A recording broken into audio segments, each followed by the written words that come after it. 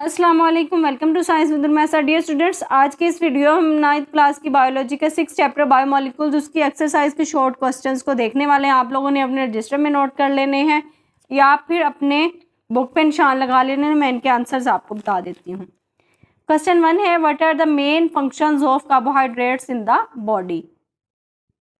इसका आंसर है functions of carbohydrates. Carbohydrates are the primary source of energy. Glucose is used by cells to produce energy through cellular respiration.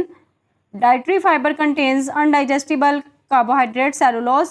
It helps to maintain the proper bowel movements. Question 2 है, how do the three group of carbohydrates differ in taste? इसका answer है monosaccharides.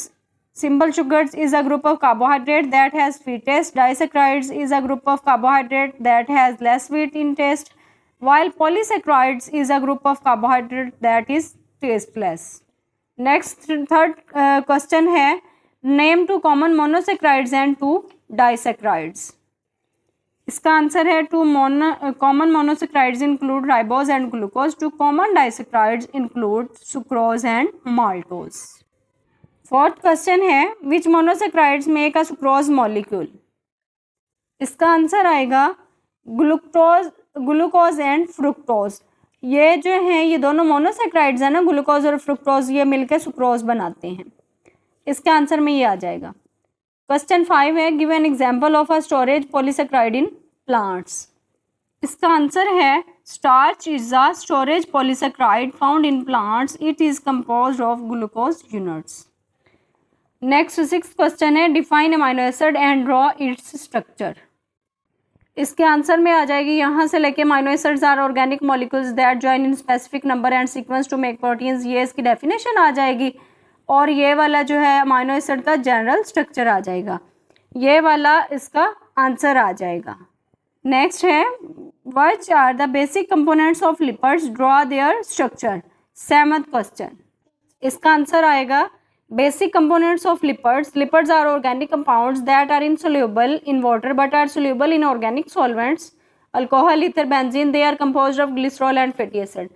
फिर आ जाएगा lipids का basic component का structure आ जाएगा, ये ग्लिसरॉल का आ जाएगा, ये वाला जो है ये सैचुरेटेड फैटी एसिड का आ जाएगा और ये अनसैचुरेटेड फैटी एसिड का आ जाएगा। ये इसके लिपिड्स के बेसिक कंपोनेंट्स हैं और उनका ये स्ट्रक्चर है।